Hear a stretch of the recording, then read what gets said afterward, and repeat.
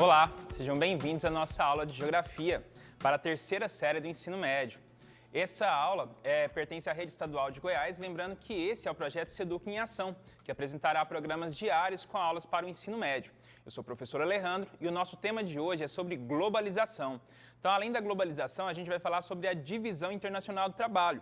Lembrando aqui que nós temos o conteúdo, a atual configuração do espaço geográfico mundial. Então, a divisão internacional do trabalho é que vai formar aí, essa nova configuração do espaço geográfico mundial. Tá? A habilidade que a gente vai trabalhar, relacionar a globalização e a atual configuração atual do espaço mundial.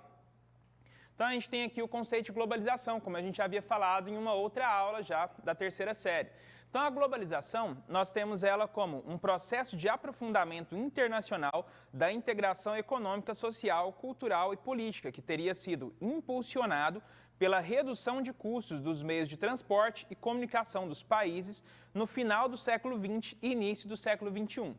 Então, a globalização, a gente vê aí que é um conceito que a impressão que nós temos é de que o mundo ele está ficando cada vez menor. Tá? Isso a gente vai chamar, esse fenômeno, né, dessa impressão do mundo cada vez menor, de aldeia global. Então, o mundo, na verdade, ele continua do mesmo tamanho, porém, com os avanços do transporte e o avanço da comunicação, a gente vai ter essa impressão de que o mundo ele está cada vez menor. Essa semana, por exemplo, a gente está vivenciando aí, né, um ponto muito importante para o mundo inteiro, que são as eleições presidenciais nos Estados Unidos. Essas eleições, num lugar, né, num espaço tão distante de nós, ela tem influências diretas sobre o nosso território. Então, por que a gente vai ver aí os telejornais, né, os noticiários, todos voltados, né, atentos a esse fenômeno? Justamente por conta do fator globalização. Porque o que acontece, né, no mundo, esses elementos eles estão interligados, principalmente aí pelas redes de transporte e comunicação, que vão também ligar a economia, né, o mercado, vão ligar o mundo inteiro, certo? E aí a gente tem aqui a divisão internacional do trabalho. Essa divisão ela começa lá no século XV. Então, antes disso, ao invés de divisão internacional do trabalho, nós temos a divisão do trabalho. Então, o trabalho, o que é o trabalho? São as atividades que a gente faz para sobreviver. Então, tudo que você faz para poder, digamos assim, permanecer vivo. Tá? Então, no passado, a gente vai ver ali atividades como você ir até um rio e tomar água. É uma atividade para sobrevivência, era o trabalho. Se você queria se alimentar, vai fazer uma caça, vai fazer uma pesca ou vai buscar um fruto na natureza. Então, você está sobrevivendo. Esses eram os trabalhos. É claro que o trabalho atualmente, relacionado aí com o sistema capitalista, que é o que a gente vive hoje, nós temos o trabalho como trabalho remunerado. Então, o que é trabalho? É a atividade que você faz em troca de um salário. É a atividade que você faz para ganhar dinheiro. E é claro, com o dinheiro você sobrevive no mundo atual. Tá? Então, os recursos que você precisa, seja alimento, seja para bem-estar, né? Os recursos que você precisa para sobrevivência, você consegue com dinheiro. Então, isso dentro da visão capitalista, tá? No mundo atual que a gente está. Sociedades primitivas, o trabalho, então, dividido por gênero, masculino e feminino. E a gente tinha lá o trabalho masculino, a caça e a pesca, e o trabalho feminino, a coleta. Essa divisão, ela vai trazendo influência também para o mundo atual, tá? A gente ainda tendo aí muito mais preconceitos, né? O que é trabalho de homem, trabalho de mulher, mas a gente vai ver também que vai se quebrando muito desse preconceito na atualidade, tá? Inclusive não diferenciando muito o que é trabalho masculino e feminino. A divisão passa a ser internacional. Quando que essa divisão se torna internacional? A partir do século XV, com as grandes navegações, a gente tem uma divisão internacional do trabalho. Essa divisão ela vai ser dividida em três. A primeira e a segunda é chamada de DIT, né, Divisão Internacional do Trabalho Clássica, a primeira e a segunda. E a terceira fase é a nova DIT. Então, aqui na primeira DIT, nós temos, né, vamos dividir aqui, dois grupos de países, países dominantes e países dominados. Quais eram os países dominantes? Eram os países chamados de metrópole. Tá? E quais eram os países dominados? As colônias. Então, a gente tem aqui, quais são esses países chamados de metrópole? Eram principalmente países europeus. A principal referência de países metrópoles, né, de países dominantes, nós temos aí, dentro da Europa, a Inglaterra, a França, a Espanha, Portugal e Holanda. São as principais referências de metrópoles desse período. Tá? Então, países que desenvolveram ali navegação e começaram a colonizar fora da Europa. Primeiro, eles começam a procurar novas rotas comerciais. Então, o comércio avança ali dentro do sistema feudal. Buscando novas rotas comerciais, começam a ocupar espaços dentro do continente asiático, no continente africano e depois continente americano também.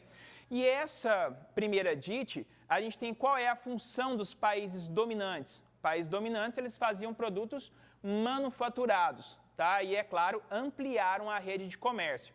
Já os países dominantes, principalmente América e África, mas também ali alguns entrepostos comerciais no continente asiático, tá? Então, África e América, os principais dominados.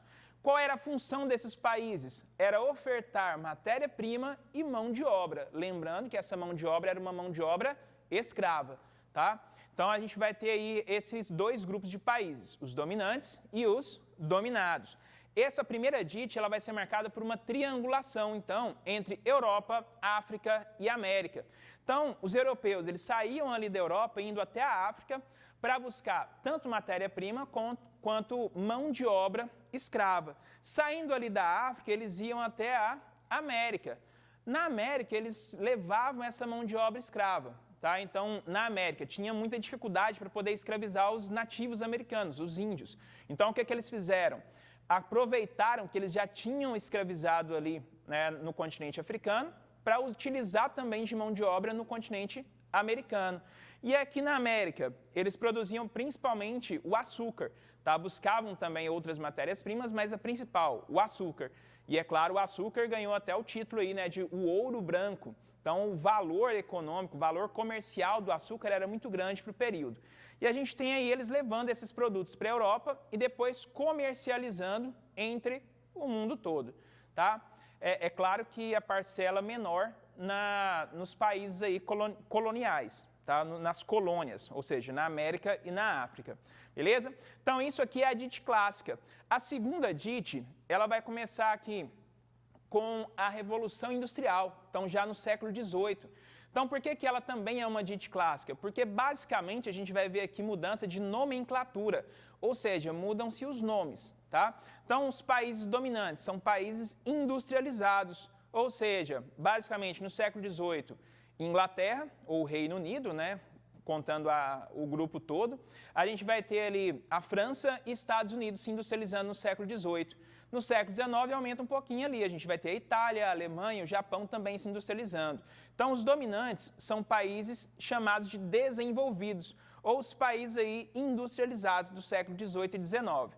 Os países dominados, praticamente, né, a maioria deles são países que foram colônia no passado, com exceção aí dos Estados Unidos, que conseguiu se tornar independente, foi o primeiro a se tornar independente e conseguiu também se industrializar.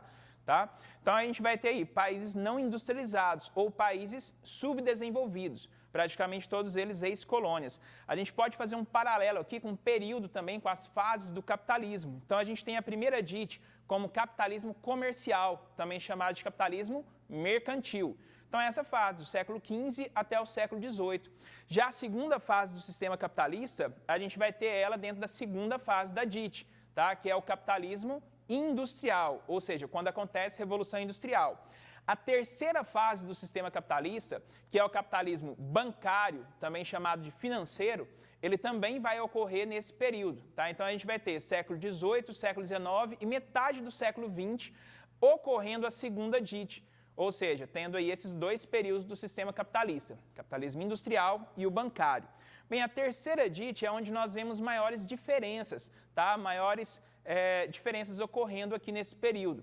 Então, aqui é a nova DIT, o capitalismo técnico, científico e informacional, ou seja, a fase atual do sistema capitalista, a quarta fase do capitalismo. Nessa terceira divisão, a gente tem países dominantes e países dominados. As semelhanças param por aí. A gente vai ter aqui países desenvolvidos e a função deles, qual que é? Enviar aí as multinacionais pelo mundo. Então, eles vão criar um sistema, né, um modelo de produção que a gente vai ver aí as fábricas globais. Ou seja, a produção se tornou cara nos países desenvolvidos. Então, para baratear a produção, as multinacionais, ou seja, as indústrias, as fábricas, elas vão em direção ao terceiro mundo da Guerra Fria.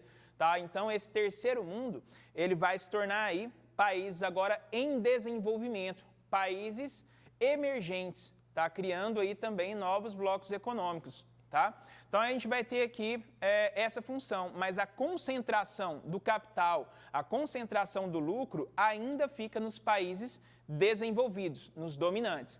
Já os países dominados, a gente tem aí justamente esses países que eu citei, né? Em desenvolvimento ou emergentes.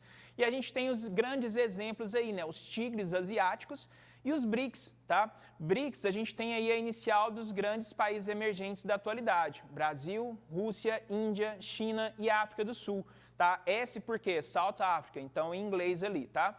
E a gente vai ter a função deles. Continua fornecendo matéria-prima, continua fornecendo mão de obra, lembrando, mão de obra barata. E a gente tem ali produtos industrializados também sendo produzidos nesses países, só que no modelo de fábrica global. Um pedaço é produzido aqui, outro pedaço ali, outro em outro país, depois junta nas montadoras em um outro país e oferece esse produto para o mundo inteiro, certo? Então, as fábricas globais, semelhante ali às aldeias globais, né? Facilitou a comunicação e o transporte, então pôde produzir no mundo inteiro, construir uma linha de montagem utilizando vários países, vários locais diferentes no mundo. Beleza? Então, aqui a gente tem os principais acontecimentos e a forma de divisão, a configuração atual do mundo, dividida aí entre o que a gente pode chamar também de países do norte e países do sul. Tá? Então, essa também é uma outra nomenclatura para essa divisão. E a gente tem, para que isso funcione, os organismos internacionais. Então, são organismos que eles vão funcionar regulamentando, por exemplo, a Organização das Nações Unidas. Estão fazendo intervenções ali para manter a paz no mundo. A OMC, a Organização do Comércio. Tá? Então, comércio mundial, tem regras para você participar desse comércio no mundo. A Organização Mundial da Saúde. Então, pegando aí as principais inovações científicas, os estudos científicos para poder a saúde melhorar no mundo inteiro, tá? Como um todo.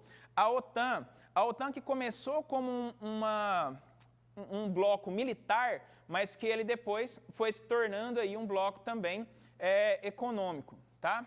A gente tem o FMI, o Fundo Monetário Internacional, que funciona semelhante ao Banco Mundial. Então, aí fazendo intervenções financeiras para grandes obras, certo? E a gente tem a Organização do Trabalho também, certo? Então, esses são organismos que a gente vai ver funcionando justamente para poder organizar o mundo, ter a globalização de uma forma funcional, certo? A gente encerra por aqui hoje, tá? A nossa aula, porém não saiam daí, pois após o intervalo nós teremos aula de língua portuguesa com o professor Ivair, para você que é estudante da terceira série do ensino médio. Então, até a próxima e um forte abraço. Tchau, tchau, gente.